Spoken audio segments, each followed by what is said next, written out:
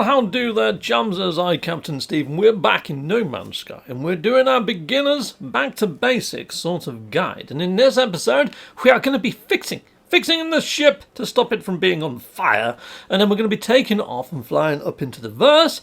And yes, we're going to be doing some flight. Heck yes, hopefully we are. So awesome. So last time we learnt about the hazard protection and also the life support. So if you haven't seen those two videos, there are going to be things inside of this one that won't make sense if you haven't.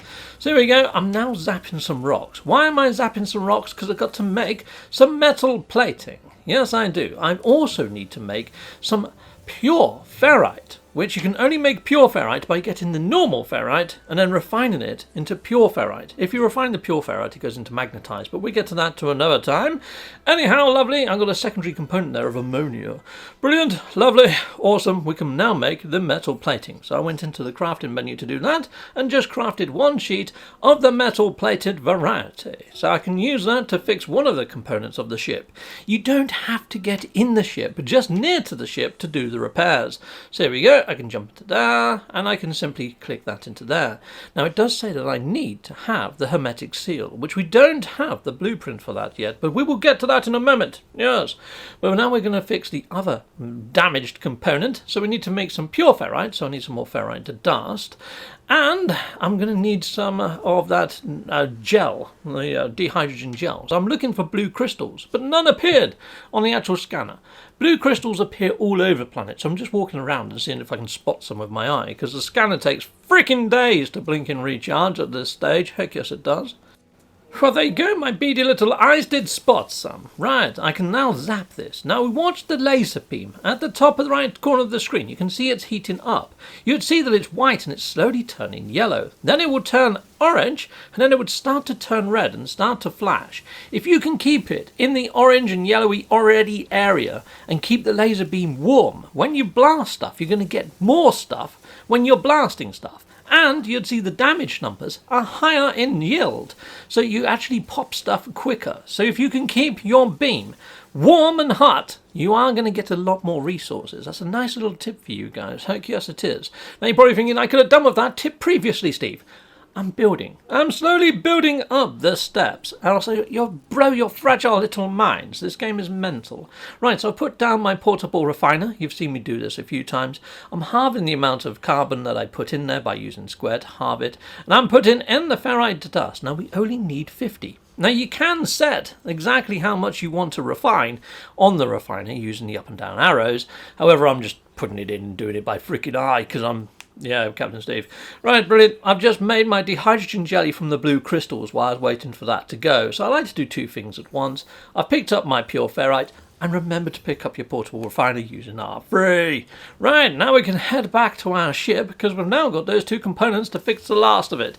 Take this, gassy pod. Yes, I'm going to blast you into oblivion to get some more oxygen. Heck yes.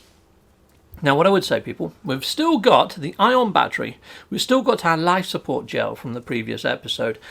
Once you actually trigger the Hermetic seal mission and you've got to walk on foot to where the Hermetic seal is located, you are going to encounter a storm. So make sure you've either got some sodium on you, an ion battery, or like I've got some jade peas, and I've also got some heptaloid wheat from previous episode. I can eat those to do up both my bars, my life support and my hazard protection.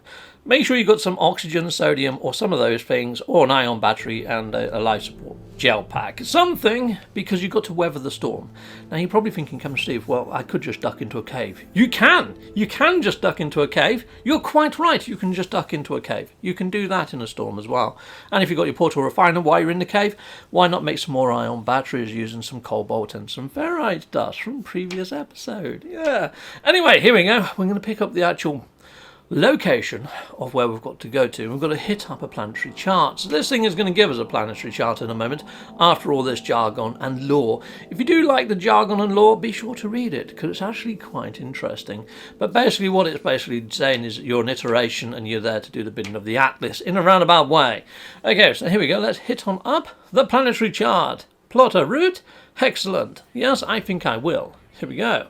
Lovely job. Yes, if you are liking the video, hit a like. It's a click of a button. Pow! Turn that grey to blue. Yes, lovely job. Thanking you. That's fantastic. If you've just hit like, I like you. Yes. If you like my video, I like you. Yes, I do. Ha! Awesome!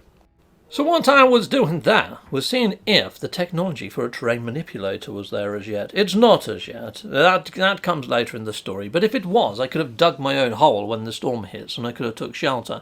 Anyway, on the way there, I'm going to pick up some of these salvageable, sort of harvestable plants. Some more jade peas. They help for my life support. Heptaloid wheat, as you know, helps for the hazard protection. I'm scanning a few creatures on the way and anything else I haven't scanned. Because you'll notice that when you scan them, it actually pops up and says, 1,000 units, 2,000 units, whatever. You're going to earn a few units. Now, we can go to the station at the end of this episode, rather than pressing on with the storyline, and I can do a tour of the station for the next video to give you a heads up. And then I could leave all the story sort of stuff for you guys to work out, but I do want to try and do the basics of how to warp and at least get to your next system before I actually leave you on your own. So yeah, this series isn't going to be a beginning to end thing. It's just to get you through the hardest part of the tutorial, which is leaving your first planet, then leaving your first system, and then perhaps encountering your first freighter. I'll probably get you that sort of area, and then I'll let go of your hand. And what I will do is put links to other of my playlists. So there's one for Starbirth, for the living ship and things like that, or how to build a base, that sort of stuff. So I give you other playlists that you can then watch. So yeah, anyway, you're heading towards that icon, and as you're heading towards that icon, pick up oxygen, pick up sodium, pick up any salvageable plant, the harvestable plants, those ones, that icon there. You see the heptaloid wheat? I'm heading towards that. As you can see, the storm is now kicking in, and I've got 3 bars. It doesn't matter if I'm walking or running, it's going to be going down rather rapidly, that top bar. Your life support is also going to be going down too, so you've got to manage these 2 bars. If you've watched my previous 2 episodes, it should be a freaking walk in the park, even if there is a storm brewing right now. If you're in permadeath, probably not so much, because those bars go down even faster in permadeath. Yeah, don't hit up permadeath until you're definitely ready for permadeath. Yeah, but here we go. Anyway, we're in normal mode, so I digress. We're going off on a tangent. I'm going to eat those things to get myself, my life support and my hazard protection back on par and back into the signs of healthy. There we are. They seem to be going okay. And I think I'm going to make it all the way over to this actual location without having to worry about using my ion battery or my actual life support gel. Now, when you get to that actual location, your hazard support is going to go all the way up to the top anyway when you're getting your hermetic seal. What I would say is stay inside that structure until it's all the way up before you start making your journey back. Hopefully another storm isn't going to hit on the way back. It shouldn't do, but it could. So there we are. Anyhow, I'm going to head on over. I could do with charging back up my multi-tool. I'm going to eat a few more of these just to make sure I get there in good sort of standing. Yeah, I may as well finish off the stack, mightn't I? Yum yum. Lovely, lovely heptaloid wheat. Nice. Shredded wheat for my feet. I don't even think it is for your feet. Anyhow, let's head on over to the actual location, and this is where we're going to hit up the Hermetic seal. So Hermeticism, I think that's to do with the occult, isn't it? And magic and voodoo and all that sort of shenanigans. I don't know. Yeah, it seems very esoteric. Anyway, let's head on in, and let's hit on up the canister on the wall, and hopefully that's going to give us the blueprint we're after. There's a freaking stool on the floor there. It took me a while to get over that, didn't it? Bit lame. Anyhow, what all this sort of lore is saying to you right now is you've got a sense of deja vu. It almost feels like the person that left this here for you knew that you was going to come here, because the message kind of denotes that they knew that you needed this plan. It's almost like history is repeating and you're in a loop. Yes, that's kind of the sort of feeling I get from the lore anyhow. Make of it what you will. I have done lore series playlists as well on my channel, so if you want lore synopsis, you can just hit all that up. So if you did skip through all of this text, like I am on this playthrough, then you can sort of catch up on the lore from my playlists if you really want to. Right, heading back towards the ship, I can see that there's some oxygen over here. There's another sort of harvestable plant there, so I'm making sure I grab those for journeying forwards. We're not just going to be touching down on one planet. This game has got quintillions, 16 quintillion planets or something mental like that in it. It's freaking massive. We're going to be landing and taking off, and going around and getting resources on all sorts of planets. So before you leave, maybe harvest everything that you can around your landing pad. It's like this living slime. You can actually refine that into runaway mould, and then the runaway mould you can turn into nanites, which I might just show you in a moment. But it's like you even get rusted metal off of this green case. Don't just throw it away, chuck it into your exosuit, because that stuff refines into ferrite dust. So if you are short on ferrite dust, you can refine it into ferrite dust. And as you know, ferrite dust goes into pure ferrite, and from pure ferrite into magnetized ferrite. And you may need that in future recipes for things. Yes, there we go. I've lifted all of those. There you go. I've got some dehydrogen jelly from that one. So here we go. Look, if I get the living slime, put it into there, it's going to turn into runaway mould. Fantastic.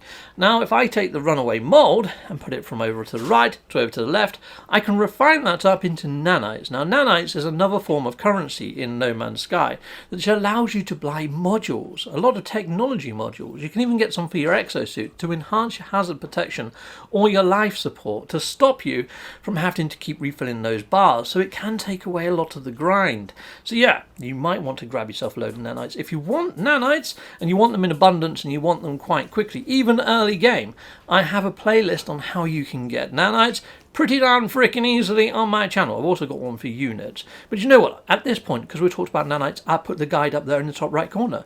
Hit that up if you want to get nanite rich. If you want a new ship, you're probably going to want units though, aren't you? I'll tell you what, at the very end of this video, on the end screen, I will put up my units playlist. So be sure to watch to the end and maybe hit the units playlist. And yes, it's going to be from early game. So right at this stage, if you wanted to get a load of units, there are ways and means of getting the units before you even take off. It's like inside of those caves, you might find Albion pearls, or you might find vortex cubes. They sell for a heck of a lot. Yeah, so cave digging is pretty much a good way to get units early game. Now, what you can see here is I'm actually shooting the complete fudge out of the planet before I go anywhere. You can do this until it says your inventory is full, and all the stuff that you get from shooting the planet, although it's basic stuff, you can sell it in the galactic trade terminals when we get to the station and make a load of units that way. So you could just fly around shooting the heck out of the planet for a good 20 minutes and get yourself a load of resources. Or you can shoot asteroids in space. Now asteroids in space are going to give you silver, gold, sometimes platinum, and they're going to give you tritium. Now tritium, or tritium, is going to refuel your engines, your pulse drive engines inside of your ship as well. So you might want to shoot the heck out of asteroids rather than shooting the heck out of a planet. It depends what you need. I mean, I quite like having a lot of ferrite and a lot of carbon just in case I need to build a base, which the story missions are going to ask you to create a base. Anyway, now that you're actually in space, you have to do some flight tests, and it tells you how to do each of those flight tests in the bottom right hand corner. The first one is just to hold down R2 to move a little bit faster. Well, that's super darn frickin' easy. And the next one is to boost using circle. Again, super frickin' easy. Now, the third one is just holding down both buttons at the same time to pulse, which is super easy too. But what I would say is, on your radar, you can see the station. It's that little orange sort of diamond. Line yourself up with that when you're pulsing to do your final thing. And as you're pulsing, once you break out of pulse or during pulse, you're going to get a message hit you up. It doesn't matter if you're lined up to station. That message always pops up. But that's for the story to move you on in investigating this sequence of 16, 16, 16. Ominous stuff with all this lore and static and sort of weirdness going on, which is really quite intriguing. Now you can just fly over and do the mission and start moving forwards. You're going to learn the warp drive sort of mechanism, so you can jump to your next system and stuff. But what I am doing is I'm looking for that little orange diamond, which is the station. And you can sort of see it there. It's that black dot in the sky. It's pretty hard to see against the night, isn't it? But anyway, we're going to fly against there, not the night. Against space, night. We're not on the planets, are we? Now, I sped this footage up a little just to get me to the actual station. So my next episode is going to be a walk around the station and what everything in the station does, and how you're going to be needing it in future and whatnot. And then I will probably do the actual story missions in the next part. So part 3, this is part 3. Part 4 is going to be station walk around, and then part 5 is going to be moving on with the Awakenings mission. So here we go. We've got some lovely music going on right now, so you know what, I think I'm going to shut up and let you guys in the viewerverse have a listen to this epic music.